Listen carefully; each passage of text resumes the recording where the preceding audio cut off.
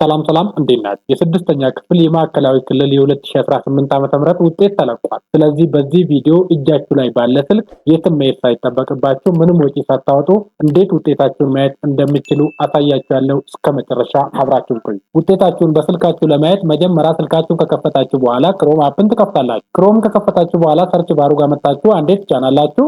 ከዛ ce6.ministry.et ብላችሁ ትጽፋላችሁ። ce6.ministry.et ብላችሁ ከጻፋችሁ በኋላ ሰርች ትሉታላችሁ። ከዛ በቀጥታ ወደዚህ ይወስዳችኋል። ሴንትራል ኢትዮጵያ ኤዱኬሽን ቢሮ ግሬድ 6 ሚኒስትሪ ሪዛልት ፖርታል ከስር ትመጡና ቼክ ማይ ሪዛልት የሚለው ላይ አንዴ ትጫናላችሁ።